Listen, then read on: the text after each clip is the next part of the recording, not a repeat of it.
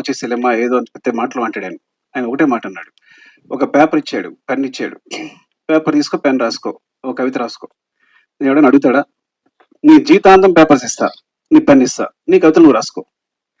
Cinema అంటే వాళ్ళు పెట్టడానికి ₹1,00,00,000 అవుతున్నాయి అనుకో, అది బిజినెస్ అయిపోయింది ఆల్రెడీ. ఫస్ట్ నువ్వు కొంత ఇన్వెస్ట్ చేసిన ఏదైనా సరే, ఈ ప్రపంచంలో కొంత ఇన్వెస్ట్ చేసిన ప్రతిదీ బిజినెస్ అవుద్ది. సో ఆ వన్ షేర్ పెడుతుంటే 1 షేర్ వెనక్కి రావాలి. So doing a business first. So నీ ఆర్ట్ ని బిజినెస్ గా చేసుకున్నప్పుడు దానికి శ్రీకారం ఎండు. అలా అయితే అక్కడికి వెళ్ళు. Your message is entertainment. మనుషులు ప్రతిదాన్ని సమాజంలో ఆనందం కోసం బతుకుతారు. వాళ్ళ ఎంటర్టైన్మెంట్ ప్రతి ఒక్కళ్ళు చివరికి ఆనందం అనే స్థాయిని పొందడానికి ట్రై చేస్తుంటారు. యు ఆర్ గివింగ్ ద ఆనందం అంటే ఎంటర్టైన్మెంట్. That's your message. ఇలా అనుకుంటే సినిమాకి వెళ్ళు, లేకపోతే ఇక్కడే ఉండిపో, కవితలు రాసుకో అన్నాడు. నేను సినిమాకి వచ్చాను. So this is my message is always entertainment.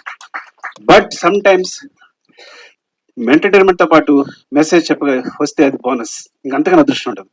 అలాంటి అదృష్టం పద్దక కలిగింది. I'm so jealous of you, really I'm so jealous of you.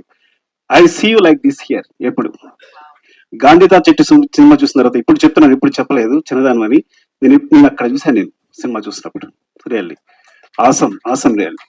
And thank you so much. నిజంగా ఇదొక